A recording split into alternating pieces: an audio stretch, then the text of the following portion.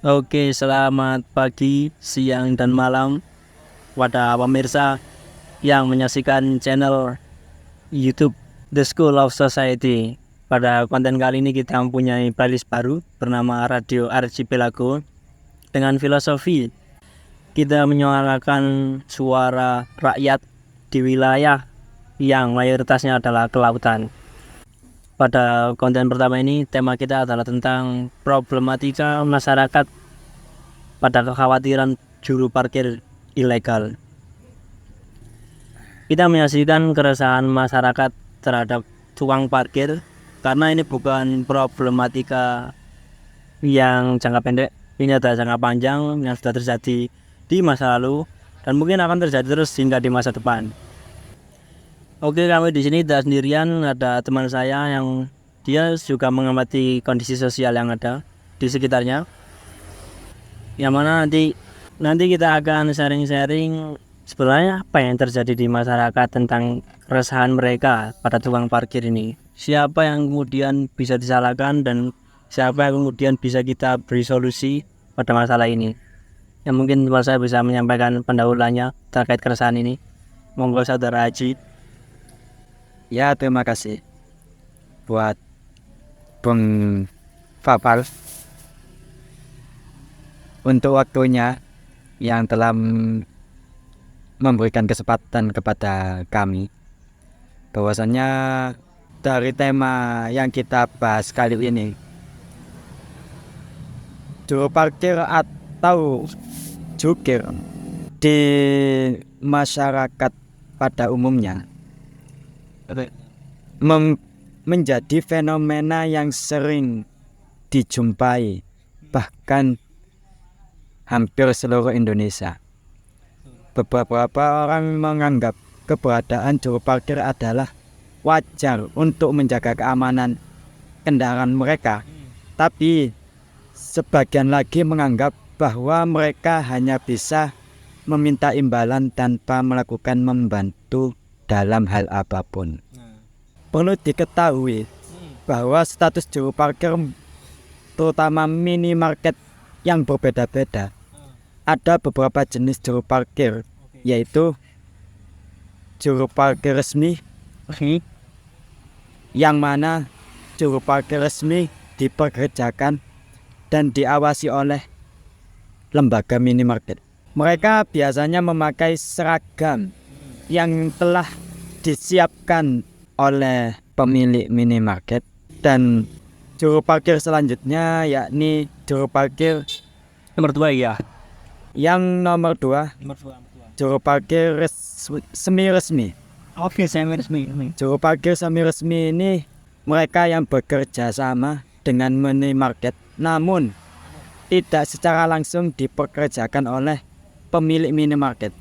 Mereka biasanya mendapat izin dari minimarket tertentu untuk beroperasi di area parkir minimarket tersebut. Yang ketiga, juru parkir liar. Juru parkir ini beroperasi tanpa izin dari sang pemilik minimarket. Mereka biasanya tidak memakai seragam dan tidak memiliki tanda pengenal resmi dan tidak mempunyai karcis resmi. Oke. Atau pemungutan liar. Siap. Apa ya? Oke, Mas Haji, benar sekali. Coba sama jelaskan lebih sederhana dengan memberikan gambaran agar mudah dari ketiga tersebut. Oke. Untuk gambaran dari juru parkir yang pertama, di sini biasanya orang tersebut mempunyai seragam khusus atau seperti halnya dia mempunyai tanda pengenal Alma mater ya. alma mater yang berkaitan dengan nama minimarket tersebut. Untuk yang kedua, semi resmi ini bisa digambarkan dari sang juru parkir. Dia biasanya tetap mempunyai seragam, namun seragam tersebut tanpa mencantumkan nama dari minimarket tersebut. Berarti alma mater ragam lah ya. Ya, nama alma maternya random di situ atau tidak resmi, dan dia mengatasnamakan dirinya sendiri. Namun ada baiknya ini, karena dia sebelum melakukan pekerjaannya, dia sudah meminta izin kepada sang pemilik minimarket. Ada effort sedikit lah ya. Setidaknya. Namun yang ketiga, ini yang mungkin menjadi keresahan masyarakat pada umumnya, yaitu juru parkir liar. Ya, perlu kita ketahui, juru parkir liar ini mungkin hampir sama kayak juru parkir semi-resmi. Namun kadang juru parkir yang yang liar ini dia lebih arogan dan dia berpenampilan ala kadarnya dan tidak menonjolkan bahwasannya dia sebagai juru parkir pada umumnya yang sudah berlisensi atau resmi. Nah, ya, itu perbedaan detailnya antara ketiga ini. Berarti problem yang umum sedang terjadi dan paling signifikan ya nomor 3 itu sih Pak ya. Ya, Gimana dia serampangan lah, misal bahasa setelahnya ngawur dalam melakukan suatu pekerjaannya. iya. Iya, begitu menarik. Oke, mungkin Bung Aji bisa kemudian menceritakan kondisi real yang terjadi di masyarakat atau Anda sendiri pernah mengalami ketika membeli suatu barang di suatu toko atau minimarket tertentu, bagaimana kondisi yang terjadi dan reaksi tukang parkirnya, Bung Aji?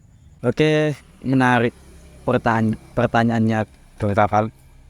Dari beberapa kejadian yang pernah saya temukan dan saya alami di beberapa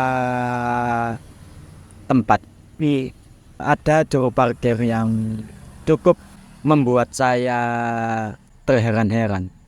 Yang mana ketika saya sampai di toko tersebut, juru parkir tersebut menjumpai saya untuk mengarahkan kendaraan saya ke tempat yang telah tersedia di toko tersebut. Namun ketika saya sudah masuk ke minimarket tersebut, ternyata si juru parkir tersebut bukan mengawasi kendaraan yang saya parkir di depan kendaraan minimarket tersebut. Namun si juru parkir tersebut mengawasi dari sudut kejauhan. Yang saya amati, dia berada di warung kopi yang jauh dari keberadaannya, Dari toko umum ya Pak ya? atau dia amati dari titik jauh. Ketika saya selesai untuk membeli suatu barang dari minimarket tersebut, ternyata si juru parkir ini tiba-tiba merapat mendekati saya untuk meminta biaya jasa dari parkir kendaraan yang saya miliki. Itu yang membuat saya terheran-heran. Yang kedua, ini sudah menjadi hal yang lumrah atau kaprah di kalangan minimarket, terutama seperti halnya Indomaret, Alfamaret, yang mana di situ sudah tertera tulisan bahwasanya parkir gratis, namun masih ada saja beberapa oknum juru parkir yang mengambil keuntungan tempat tersebut dengan cara yang tidak sesuai dari peraturan yang disediakan oleh Indomaret tersebut, yang mana dia sudah melanggar dari peraturan yang telah dikeluarkan oleh Indomaret tersebut. Bahkan juru parkir tersebut masa bodoh dengan peraturan yang telah dikeluarkan oleh pihak Indomaret tersebut. Tuh. Beberapa kejadian yang pernah saya alami. Mungkin dari Bung Hafal juga pernah mengalami hal yang sama atau hal yang berbeda dari apa yang membuat keresahan juru parkir ilegal. Nice. Ya betul-betul menarik. Mungkin perlu digarisbawahi bahwa kasus-kasus yang terjadi yang sudah dijelaskan Bung Aji tadi adalah tipe yang ketiga Mas ya, dimana dia tidak mendapatkan lisensi dan alamat resmi dari pebisnisnya, atau tokonya, dan dia juga tidak bekerja sama seperti tipe yang kedua tadi, alias tipe yang dijelaskan dia adalah yang nomor 3. Berarti bisa digarisbawahi bahwa memang yang sering terjadi adalah tipe yang nomor 3, Mas ya. Ya, karena ya bisa kita pahami bahwasannya yang nomor 3 betul-betul membuat keresahan masyarakat pada umumnya, karena di situ lebih condong ke hal kriminal, yang mana dia memaksa untuk orang membayar atau mengganti jasa yang telah dia keluarkan. Menurut pengalaman saya juga sepertinya hampir sama, di mana kasus yang sering terjadi di masyarakat adalah tipe 3 tadi, Mas. Oknum juru parkir yang dia tidak berlisensi dan tidak beralamat motor dan juga tidak bekerja sama, di mana alih-alih dia sudah kemudian melakukan komunikasi dengan toko atau minimarket yang ada, justru dia malah membuat keresahan, pertama si minimarket tersebut, dan kedua si para pembeli di toko tersebut, ya kan. Sehingga pengamatan saya selama ini ya hampir sama dengan Mas Haji. Di sisi lain, ketika saya juga mengamati yang nomor 1 dan 2, saya rasa masyarakat tidak harus hari itu, Mas ya, karena mereka beranggapan bahwa parkir masih ada pentingnya, dan juga mereka rela membayar ketika memang dia ada alma mater dan juga sudah bekerja sama. Itu menurut saya, Mas. Ada hal yang meresahkan yang lebih dari minimarket. Mungkin yang lebih meresahkan lagi, dia di tempat-tempat seperti halnya pedagang kaki lima, dia yang mana dia juga mau menguti biaya parkir di trotoar atau di Itu jalan. bahu jalan, yang mana bahu jalan juga termasuk jalan utama, yang mana juga ketika banyak parkir sembarangan, itu pun juga mengganggu dari kenyamanan arus lalu lintas, atau bisa jadi menjadi titik kemacetan arus lalu lintas, dan juga membahayakan dari pengguna kendaraan tersebut, karena sudah menggunakan bahu jalan tidak sesuai peraturan yang ada. Betul. Oke, mungkin itu kondisi yang sedang terjadi di masyarakat ya, Mas Haji. Kalau misalnya ada pemirsa yang mungkin bertanya tentang reaksi ya, bagaimana kemudian reaksi emosional si tukang parkir dengan reaksi emosional para pembeli gitu. Apakah mereka ada sisi suka sama suka atau ikhlas sama ikhlas, atau kebanyakan justru salah satu pihak tidak ikhlas, yaitu para pembelinya? Dari segi transaksi kedua belah pihak mungkin nggak bisa disamaratakan, namun lebih banyak mungkin hal itu menjadi keresahan, yang mana dia memberikan tidak sesuai dengan apa yang harus dia dapatkan, yang mana dia juga seakan-akan semena-mena untuk meminta biaya tersebut, yang mana mungkin yang seharusnya tidak perlu mengeluarkan biaya, namun ternyata adanya juru parkir ilegal tersebut yang mengharuskan untuk mengeluarkan biaya atau memberikan upah kepada juru parkir ilegal tersebut. Dan ya di sisi lain mungkin sifat manusia antara ikhlas dan tidak ikhlas mungkin bisa kita nilai dari nafsi atau masing-masing orang tersebut.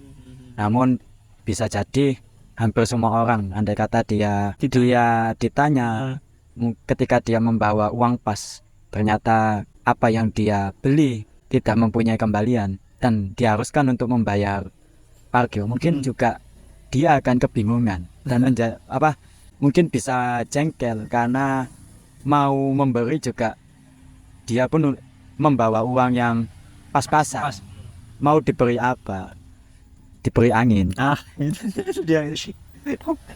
Iya, soalnya saya pernah baca komen di sosial media gitu, Mas. Bagaimana ada masyarakat bercerita tentang pengalamannya ketika dia sudah di minimarket, sebut saja Alfamart atau Indomaret, dia membeli mie instan yang harganya 4.000.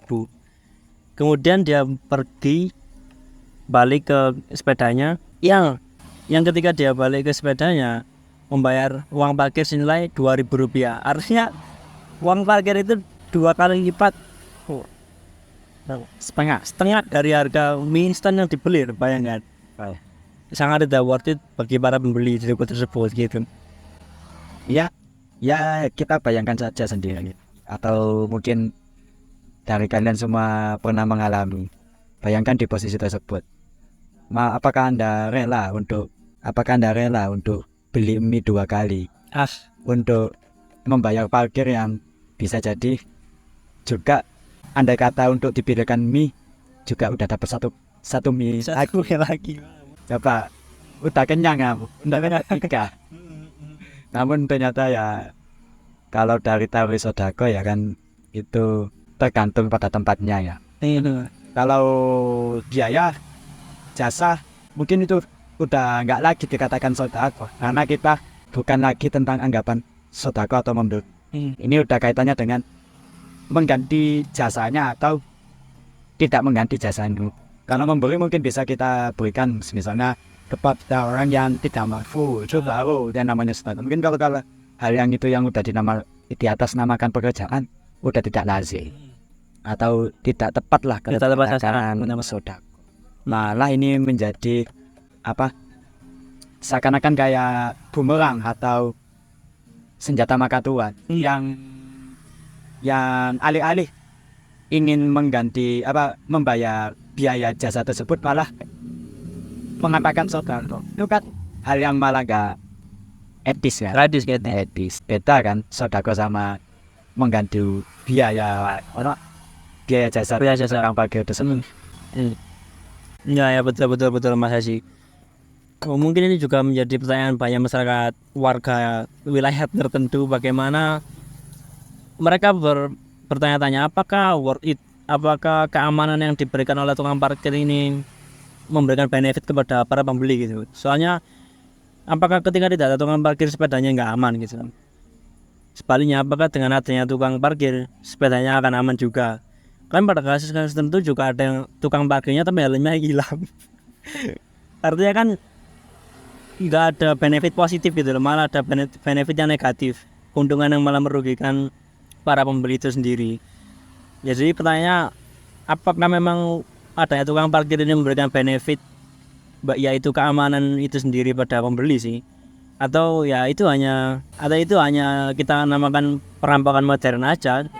Sebenarnya masyarakat juga nggak butuh jasa keamanannya kok, cuman ya kebetulan dia mengadakan pekerjaan parkir tersebut sebagai oknum, ya udah bahkan kita harus membayar. Gimana Bung kira-kira tentang keamanan? Untuk secara keamanan kita bisa lihat dari daerah-daerah tertentu ya. Kalau dirasa daerah tersebut aman, mungkin ketika kita parkir sudah tidak membutuhkan lagi yang namanya juru parkir untuk mengamankan kendaraan kita atau barang kita. Namun hal ini yang menjadi polemik yang alih-alih ingin secara instan untuk keuntungan keamanan yang diterima oleh sang pemilik kendaraan, bisa kita lihat dari mana dia bertempat tinggal. Apakah di daerahnya mempunyai keamanan yang memadai atau sebaliknya, yang mana daerahnya emang betul-betul daerah yang rawan terjadinya kriminal atau dalam tanda kutip ya pencurian atau curanmor. Jika dirasa daerah itu aman, mungkin juru parkir tadi tidak memberikan keuntungan apa-apa bagi si pemilik kendaraan.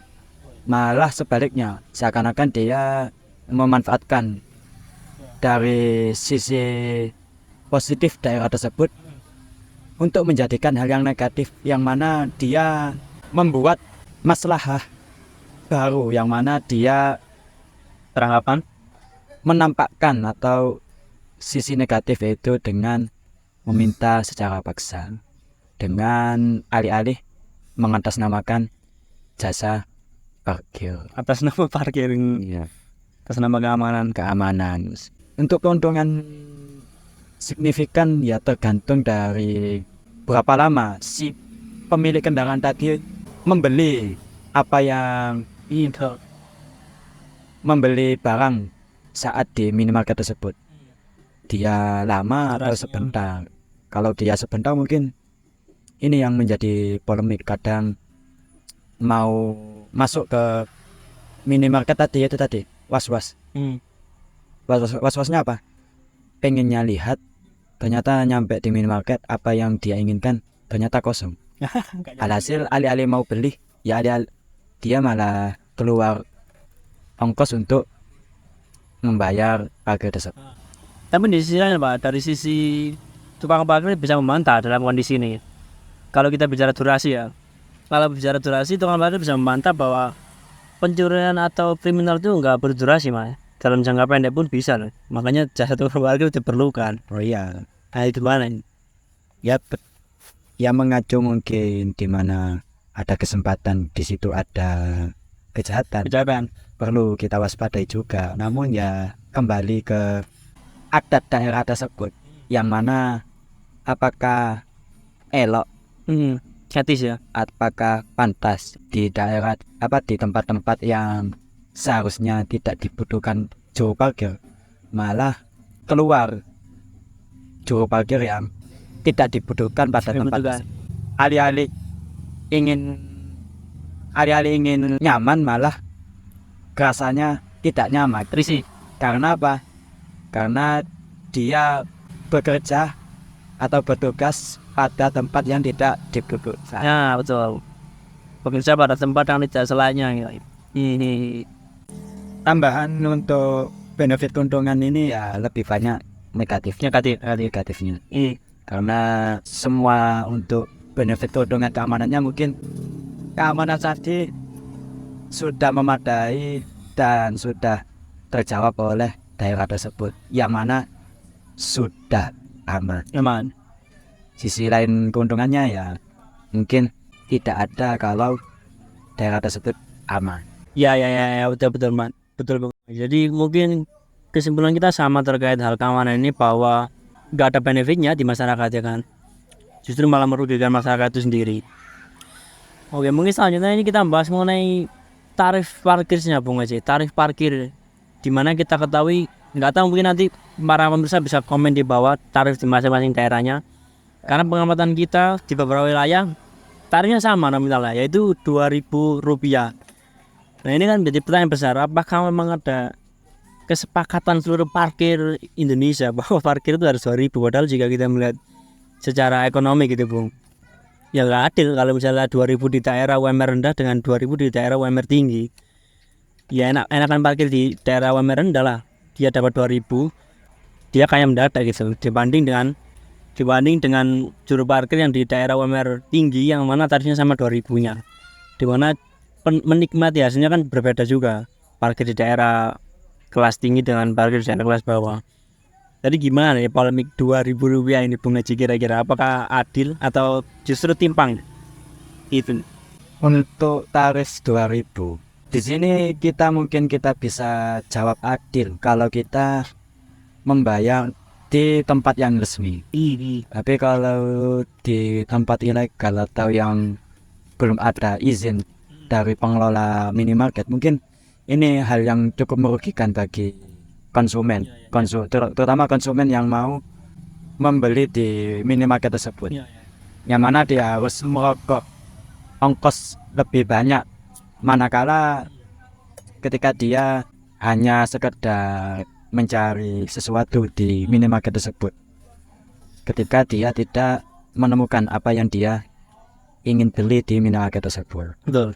Alhasil dari tarif 2.000 ini menurut kami pribadi cukup memberatkan. Berat. Karena di sini tarif 2.000 sudah seakan-akan menjadi tarif tetap.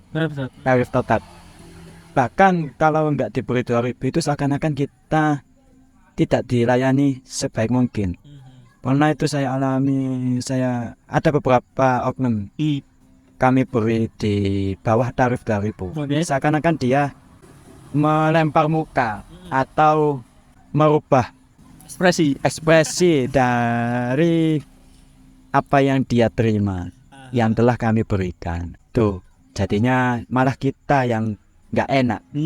Lebih-lebih kalau yang kita jumpai ini ternyata tetangga kita. Yang kita jumpai itu yang kita jumpai sebagai juru parkir ini ternyata tetangga kita ini. Ini kan menjadi bahkan polemik di sosial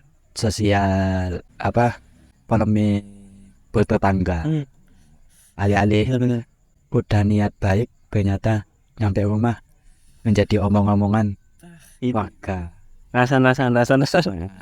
Vokal bahasanya sekarang ya rasan bahasa Jawanya. Menurut Bung Pavel, apakah juga tarif 2000 ini sepadan dengan apa yang Anda dapatkan ketika parkir di sebuah minimarket, terutama yang atau di bahu jalan yang notabene ilegal? Nah itu dia. Mungkin kita di sini sama perspektifnya Bung Haji, bahwa kita sama-sama setuju bahwa itu tidak adil, Mas.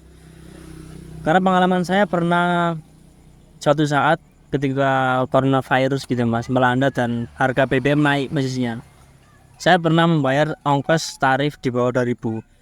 Kemudian sang juru parkir mendebat dengan dalih, nggak bisa, Mas, kalian bayar 2000 di era ini karena BBM-nya naik. Itu kan sangat tidak masuk akal. Karena dia beralasan bahwa harga BBM naik, tarif parkir juga harus naik. Nah, kita sebagai konsumen justru kan membeli barang itu malah berat kan dalam kondisi BBM naik, yang dimana secara teori BBM naik, harga barang juga naik. Maka seharusnya dalih tukang parkir mengatakan bahwa BBM naik selaras dengan harga tukang biaya tarif itu naik, itu nggak masuk akal, Mas. Karena dari sisi konsumen sendiri kita juga mengalami beban BBM, yang dimana balik lagi dari sisi keamanan tadi kita tidak butuh gitu loh. Seharusnya ya saya kasihnya gitu loh, karena tukang parkir harusnya mengetahui kondisi konsumen yang sedang mengalami beban BBM naik itu. Kemudian kalau kita lihat dari hitung-hitungan ekonomi si jukirnya ya, Mas ya. Kalau kita misalkan bandingkan di daerah wilayah rendah gitu dengan wilayah metropolitan tinggi, kalau di daerah rendah misalnya Rp2.000 itu bisa beli satu bungkus nasi, tapi kemudian di daerah tinggi Rp2.000 itu tidak bisa membeli bungkus nasi, kan kayak enakan parkir yang di daerah rendah, Mas. Dia cukup dengan mengantri satu kendaraan, dia sudah bisa makan. Sedangkan di daerah yang tinggi harus mengantri misalnya 3 atau 2 kendaraan dulu baru dia bisa makan. Dari situ saja sudah ada ketimpangan gitu loh antara biaya tarif. Mungkin bisa lebih adil sedikit kalau daerah rendah itu ongkosnya diturunkan gitu, Mas. Yang selaras dengan kemampuan masyarakat itu sendiri ya. Oke lah, kita kalau bicara di Jakarta mungkin 2000 masyarakat sangat mampu dengan UMR tinggi. Kalau daerah rendah gimana, Mas? 2000 itu bisa berkontribusi besar dari pendapatan yang diperoleh gitu loh. Sangat kasihan sekali, Mas, menurut saya. Pernah juga saya mengalami, bahkan sempat berdebat dengan juru parkir. Nari. Ketika itu alih-alih pengen mencari barang sesuatu barang di minimarket tersebut, alhasil saya minta izin kepada si jukir, Pak, saya izin pengen masuk ke minimarketnya. Takutnya ketika saya masuk, barang yang saya cari ternyata nggak ada. Ternyata si jukir tersebut tetap mengatakan, tetap Mas, tetap harus mengeluarkan biaya parkir. Waduh, 2000. padahal teman nggak beli barang, Mas. Iya, padahal itu saya pengen izin bahwasanya saya mau lihat dulu, Pak. Terus malah bahkan dia itu melempar pernyataan kayak gini, sampean kalau parkir di sini pindah ke sana juga tetap sampean akan kena 2000 juga, ke tempat lain kena juga. Jadinya saat itu dirasa ketika saya mau membeli barang ke minimarket tersebut, yang ingin memastikan barang tersebut benar-benar ada apa enggak sih di toko tersebut. Kan kalau kita masuk ke minimarket tersebut ternyata yang kita cari juga nothing atau enggak ada, itu kan membuat kerugian buat kita. Bayangkan sampai 10 toko kalau semuanya nggak ada. Aduh, Sudah hampir berapa persen? 20.000. Mungkin udah 2% dari Pendapatan. biaya yang kita biaya yang kita siapkan untuk membeli barang tersebut. Terutama kayak semisalnya itu kejadian mau beli barang elektronik seperti hanya kulkas. Kan kita beli kulkas nggak satu toko itu, bahkan kita minat dengan tipe tersebut. Tuh. Perlu membandingkan Untuk membandingkan toko lain dengan spesifik harga dan yang didapat dari alat elektronik tersebut, kan itu kan yang bagi konsumen yang dihitung-hitungkan kan. Lah untuk membandingkan harga toko ke toko lain aja kita pikirkan, apalagi ketika kita mau membayar biaya parkir kan, masa nggak dipikirkan juga. Coba bayangkan aja, andai kata kita kalkulasi atau kita hitung satu persatu dengan biaya parkir yang tadi, ketika kita menjumpai di 10 toko, ya udah 2% lah. 2%. 2%. Benar. Itu pengalaman yang ketika kita menyamaratakan tarif 2.000. Ya berat mungkin, berat sekali. Menurut Bung Fafal, Oke. apakah juru parkir ini layak dikatakan sebagai profesi atau bukan? Nah, ini kita berbeda topik lagi ya guys ya. Oke. Nah, ini mungkin menjadi polemik bersama juga yang ditanyakan masyarakat. Apakah parkir ini profesi legal atau ilegal ini? Sejauh searchingan saya di Google mas ya. Ya tadi yang dikatakan masih seperti di awal, ada tipe-tipe 3 tadi. Ada yang dia memang profesinya legal mas.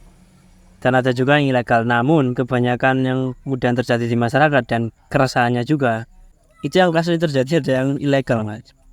Karena kalau legal kan ya ngapain masyarakat resah, itu sudah aturannya dari bisnis tersebut.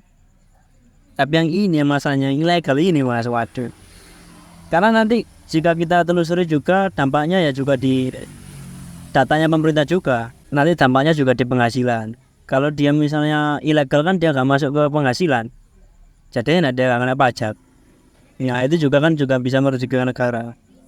Jadi menurut saya kebanyakan yang ilegal tadi mas, yang masih keresahan masyarakat mas.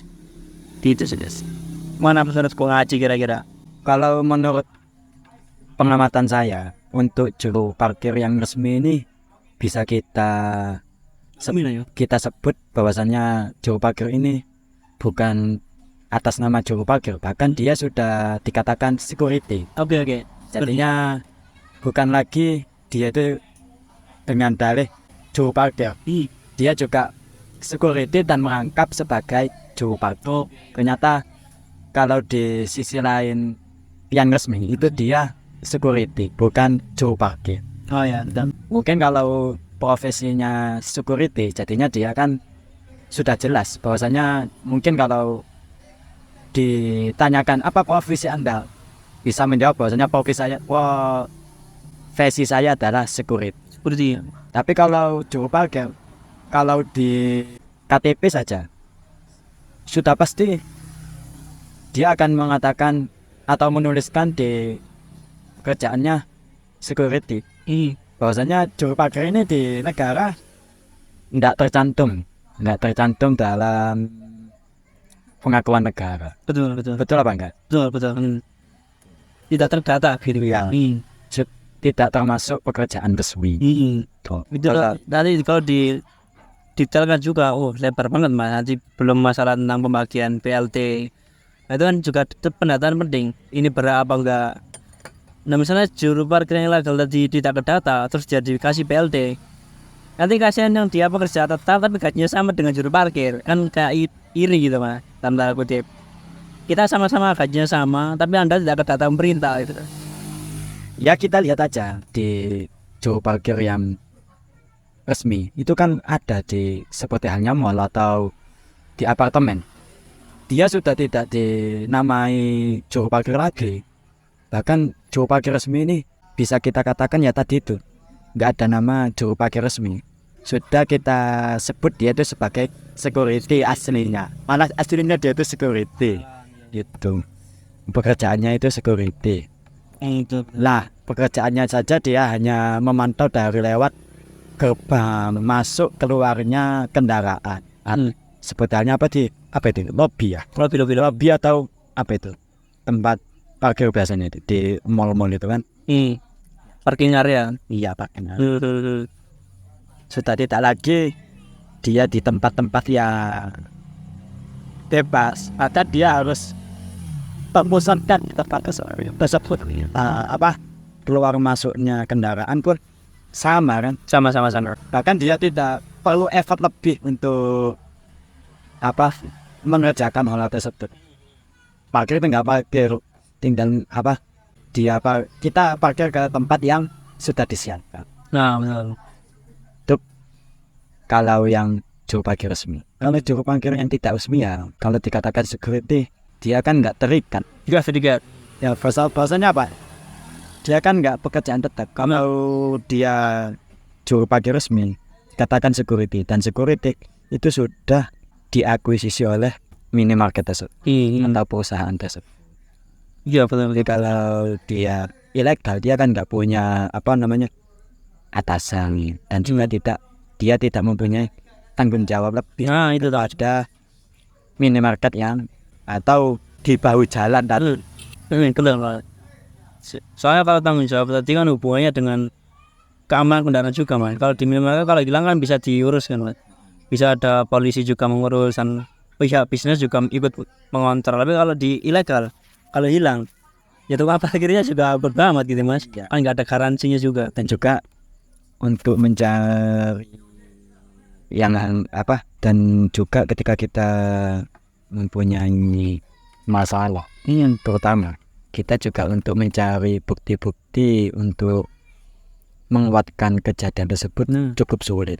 Karena alih-alih ingin mempunyai bukti kuat, ternyata dicarinya pun sulit. Itu tadi. Bahkan dia si jukir ilegal ini bahkan bisa mengelak atau melarikan diri dari tempat tersebut. Alhasil ini menjadikan momok atau hal negatif yang bisa menjalar kepada generasi berikutnya, yang mana dia lari dari tanggung jawab. Karena kenapa? Yang dia pikirkan itu hanya cuma satu, bagaimana dia mendapatkan penghasilan saat itu. Tapi ketika dia mendapatkan masalah saat itu juga, semisal ada pelanggan dari penjaga tadi mendapatkan suatu musibah atau kehilangan, dia juga akan kebingungan ketika ingin bertanggung jawab atas kehilangan dengan tersebut. Bahkan nggak seberapa dari apa yang dia dapatkan. Andai kata satu kendaraan di kisaran harga 10 juta, apakah iya dia akan sanggup untuk bertanggung jawab untuk mengganti kendaraan tersebut? Kan juga dia harus berkoordinasi dengan pihak terkait, banyak pihak, terutama instansi polisi lalu lintas atau jajaran polisi kan, atas penanganan hal tersebut. Ya itu sedikit dari penjelasan tentang ini. Betul. Dan lagi kalau misalnya soal tanggung jawab Mas, kalau kita melebar ke sisi penjual gitu ya, pasti si pembeli ketika ada suatu problem, misalnya hilangan helm atau aksesoris motornya, bahkan si motor itu sendiri, pasti dia kan tanggung jawabnya pasti ke penjualnya ya. Di sisi lain si penjual juga bingung kan, dari sisi si tukang parkir tadi ilegal, si penjual pasti juga merasa kebingungan di situ dalam hal tanggung jawabnya. Maka dari itu kita sekarang mungkin bahas topik spesifik tentang sisi penjualnya ini. Dengan adanya parkir ilegal ini apakah justru menguntungkan atau merugikan gitu loh. Karena menurut pengalaman saya atau sejauh yang saya ketahui Mas, dalam sisi sosial, si penjual mungkin juga merasa sangat dirugikan. Mungkin dari sisi rating bisnisnya sendiri, ketika ada tukang parkir pasti masyarakat akan memikir kos yang akan diberikan akan naik, biaya yang diberikan naik, sehingga tingkat penjualan barnya juga akan turun. Karena masyarakat juga ingin membeli barang yang murah gitu Mas ya, sehingga penjual itu sudah dirugikan. Terus nomor 2, bisa jadi sampai misalnya kita nggak bisa tahu spesifiknya, cuman asumsi saya bisa sampai ada UMKM yang tutup gara-gara ada parkir. Ya karena tadi mungkin pertama masyarakat di situ mau beli resah, atau kedua mungkin pernah ada kehilangan suatu kasus atau mungkin beberapa kali kehilangan, sehingga stereotip masyarakat tentang toko tersebut menyebar luas sehingga orang juga gak akan beli lagi di situ gitu Pak. Karena stereotipnya sudah toko tersebut jelek gitu ratingnya. Nah dari itu juga merugikan UMKM juga, karena problem kecil yaitu parkir ilegal. Gimana kira-kira dari sisi penjualan, apakah ada yang diuntungkan nih atau justru banyak kerugiannya gitu Mas? Dari pihak penjual yang dialami mungkin banyak yang resah dari keadaannya, dari keberadaan juru parkir ilegal, ingin mengusirnya atau menghilangkan juru parkir tersebut Sulit. sangat sulit. Dan di sisi lain, ketika dia tidak ada atau ditiadakan, mempunyai rasa kasihan. Tapi kasihan ini seakan-akan sudah sewajarnya harus dimunculkan. Soalnya apa? Supaya tidak menjalar ke beberapa pihak tertentu. Ya, keresah atau penjual merasakan dampak yang sangat Sangat besar ya. sangat besar saat dia mendapati bahwasanya di depan tokonya atau minimarketnya terdapat jukir ilegal. Dan lebih-lebih dia mengatasnamakan atau membawa dari pihak daerah tersebut. Pertama sebenarnya kayak Karang Taruna atau biasanya keamanan desa, terutama dia mengait-ngaitkan dengan hal-hal tersebut. Alhasil ini yang menjadi keresahan mungkin dari penjual. Kalau si penjual butuh security atau untuk mengamankan parkiran yang telah disediakan, mungkin dia akan lebih baik mencari security sesungguhnya untuk mengamankan atau menugaskan orang tersebut untuk menjaga searea toko tersebut Kalau memang dibutuhkan. Iya. Ini yang betul. Dan juga itu Bang Fuaji, kalau misalnya dilihat dari sisi effort atau perjuangan penjual, itu mungkin sedikit menyedihkan, karena misalnya kita lihat penjual street food ya, yang dimana satu paketnya 5.000. Perjuangan dia membangun bisnis itu bukan hal yang mudah gitu Mas ya. Dimana dia dari satu motor yang membeli barangnya itu dia hanya mendapatkan 5.000 rupiah. Sedangkan tukang parkir di depannya yang nggak punya perjuangan sama sekali, tidak pernah membangun planning bisnis dan apapun, dia mendapatkan 2.000, bayangkan.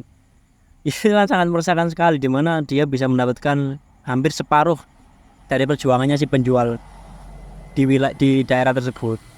Sangat kasihan sekali si penjual tersebut. Ini juga kita lihat dari perkembangan zaman. Aslinya security pun sudah bisa tergantikan oleh CCTV. Bahkan banyak dari penjual mengalihkan pekerjaan juru parkir atau untuk menggantikan keamanan. Dia sudah mempercayakan kepada CCTV. Alhasil alih-alih ingin meminimalisir dari keberadaannya, justru malah menjadi keuntungan. Diambil kesempatan buat mereka tetap menjadi bahasanya itu kesempatan untuk adanya juru parkir. Dia menjadi keamanan kedua setelah CCTV. Nah, itu benar-benar. Padahal sudah ada CCTV yang sekarang kuasa toko-toko besar atau minimarket besar sudah lebih banyak menggunakan Pasti. CCTV ini. Itu tadi kembali ke seperti halnya Indomaret. Kan Indomaret mengapa di beberapa tembok ditempelkan sebuah kata-kata sebuah tulisan yang mana parkir gratis, karena dia sudah mewakilkan CCTV untuk menggantikan posisi mereka.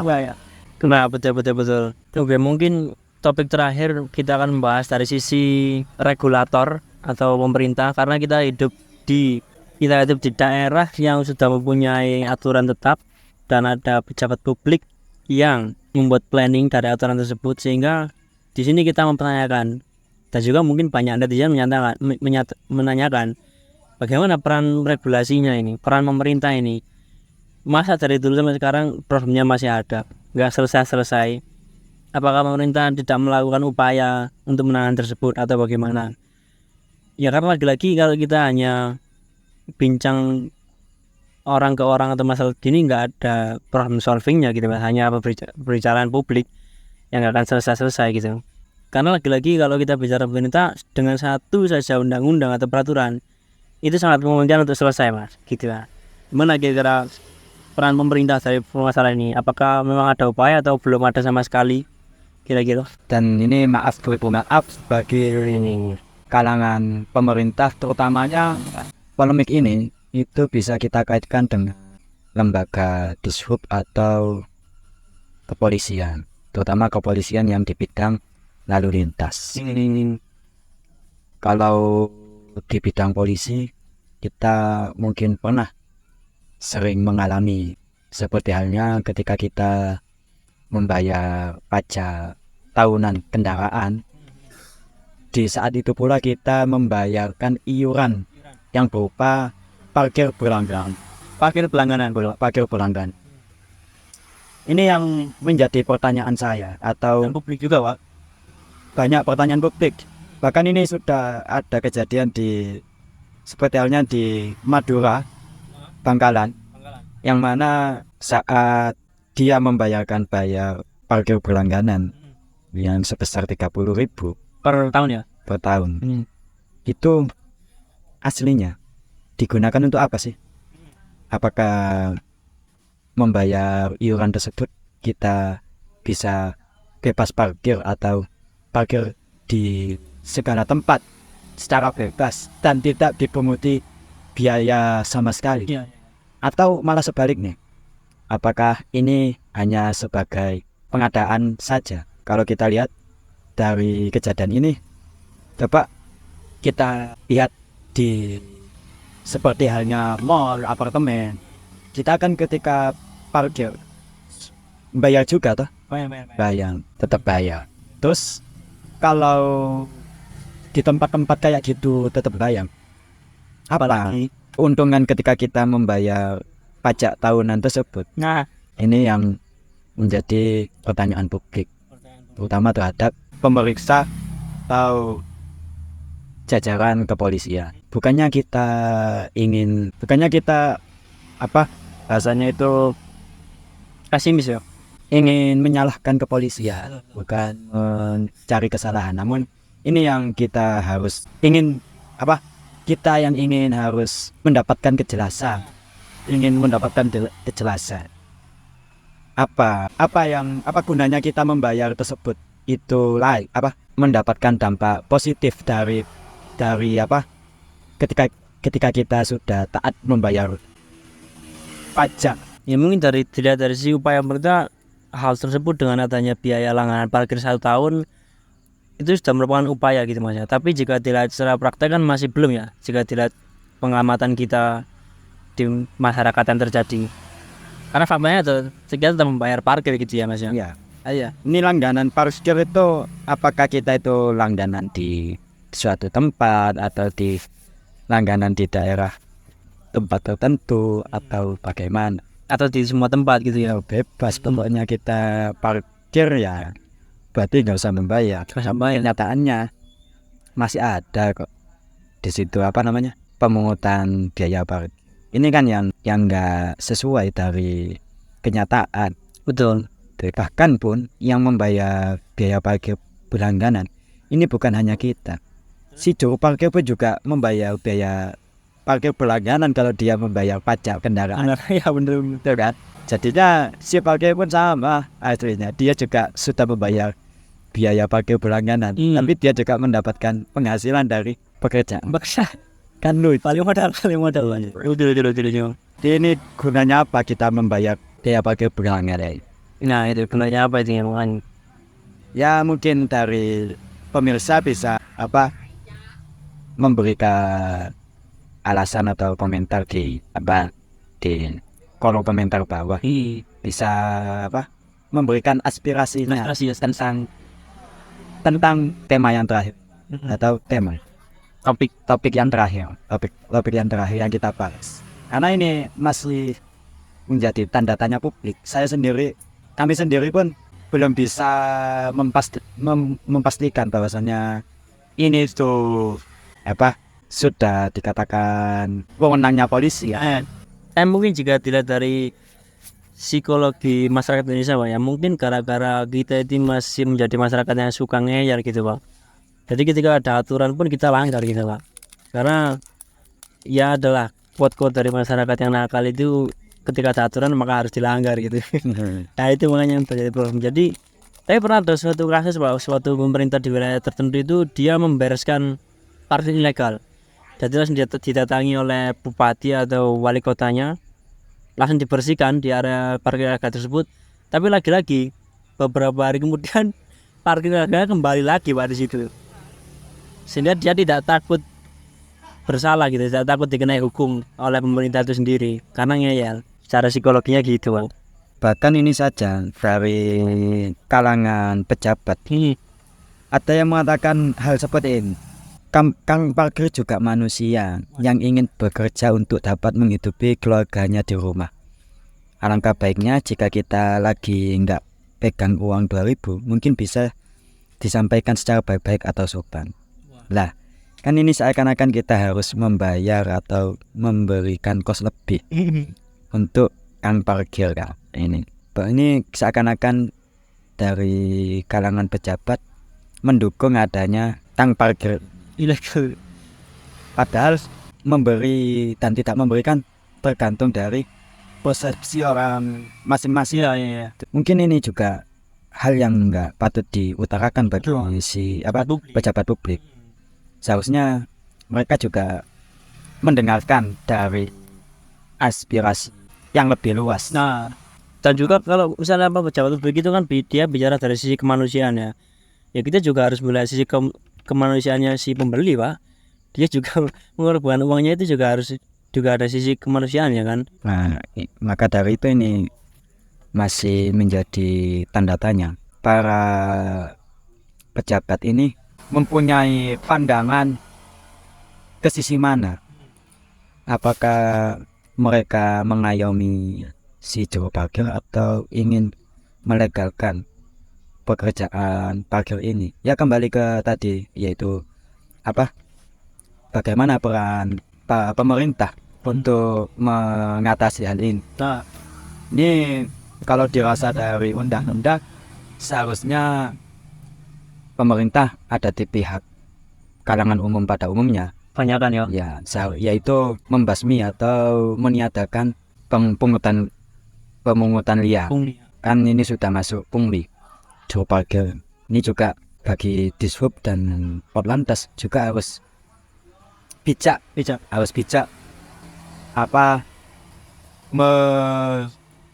meregulasi atau memberikan, juga harus masuk untuk memberikan solusi dari polemik saat ini. Ini sangat-sangat mengkhawatirkan bagi kita semua, karena ini sudah tidak lagi kita mengkaitkan dengan atas nama kemanusiaan, tapi kita ini mengaitkan atas nama instansi pemerintah. Apakah hal ini masih wajar atau perlu kita perbaiki, atau bahkan apakah ini sebaliknya perlu tidak kita perbaiki untuk memberantas parkir-parkir ilegal ini? Ya, harapan saya bagi jajaran kepolisian, jajaran Dishub mau berupaya untuk memikirkan lebih tentang polemik parkir ini. Karena kalau kita lihat dari aspek kejadian, itu sama melanggar peraturan dari keduanya. Ya, di Dishub juga kayaknya mengena, di jajaran kepolisian terutama polisi lalu lintas juga mengena. Nah, ini karena ini juga mengganggu atau merusak kenyamanan masyarakat pada umumnya. Kan ini yang kita harapkan kebanyakan dari masyarakat, yaitu kenyamanan terutama. Iya, betul. Semoga saja di pemerintahan baru nanti 2024 semoga ada orang yang tepat di job yang tepat untuk menyelesaikan masalah ini, Bung. Iya, bukan di pemerintahan 2024, ya semoga di presiden atau presiden selanjutnya bisa mendengarkan aspirasi kita, terutama di radio Archipelago. Radio Archipelago. Semoga suara kita lebih ke langit. Lebih melangit didengarkan oleh para pemerintah. Betul. Ya mungkin pemerintah bisa memberikan lapangan pekerjaan yang cocok bagi mereka yang menjadi parkir ilegal. Terutama mungkin ini solusi, yaitu pemerintah keluar untuk memberikan lapangan pekerjaan yang layak untuk mereka yang dirasa meresahkan masyarakat. Ya, semoga benar-benar diwujudkan oleh pemerintahan kita. Iya, betul. Yang mana bisa menciptakan lapangan pekerjaan sebaik-baiknya dan sepantas-pantasnya untuk menjadikan negara kita juga lebih maju dan bermartabat. Betul. Ya mungkin betul-betul kata Bung Haji bahwa garis merahnya mungkin dari sisi lowongan pekerjaan tadi, Bang, ya. Karena lowongan pekerjaan kita sangat minim sehingga orang-orang mau survive ya dia menggunakan segala cara. Tentunya parkir ilegal tadi itu adalah problem yang perlu digarisbawahi oleh pemerintah Indonesia. Mungkin kalau dari sisi parkir oknum ini sebenarnya nggak semua parkir ilegal itu dia nggak baik, Pak. Karena pengalaman saya pernah bertemu dengan parkir ilegal, saya sangat respect karena dia nggak dibayar pun nggak apa-apa, Pak. Jadi dia bilang saya ikhlas Mas. Saya pernah mengasih di bawah 2000, bahkan saya pernah tidak mengasih, dia pun respect dan juga tetap mengamankan kendaraan saya dan tetap menyeberangkan saya ke jalan. Jadi mungkin dari sisi parkir oknum yang melihat mungkin bisa dicontoh parkir yang respect tadi, bahwa jangan memaksa untuk membayar bahkan dengan nilai 2000 pun itu, sehingga ya biarkan masyarakat itu yang memberi seikhlasnya dia. Kalau nggak mampu memberi ya bahkan Anda harus ikhlas karena pekerjaannya tidak legal gitu loh. Itu yang harus disadari oleh parkir oknum ilegal. Ya betul Bung, itu betul sekali. Nah, ini saya ingin menambahkan, terutama ini lupa ada instansi yang belum kami sebutkan, terutamanya Satpol PP. Satpol PP juga mungkin punya peran lebih untuk menertibkan yang tidak sepantasnya. Kan kita ketahui Satpol PP juga mempunyai peran penting dalam ketertiban tata ruang di suatu daerah terutamanya. Ini juga perlu dipikirkan, terutama yang ya kita tidak ingin menutup rezekinya orang-orang yang sudah puluhan tahun berjualan di bahu jalan. Namun ini juga harus menjadi tendensi atau acuan supaya ini lebih tertib. Terutama kalau semisal mereka nggak bisa ditertibkan, ya mungkin kita bisa menutupkan parkir-parkir ilegal ini atau ditempatkan di tempat khusus supaya tidak mengganggu kenyamanan lalu lintas, terutama dengan memberikan ruang yang pantas atau tempat yang pantas sekiranya menjadi solusi. Nah, betul. Dan mungkin juga menyusung tujuan Indonesia di mana tahun 2045 menuju Indonesia Emas. Generasi muda ini apa kemudian yang harus dilakukan kira-kira?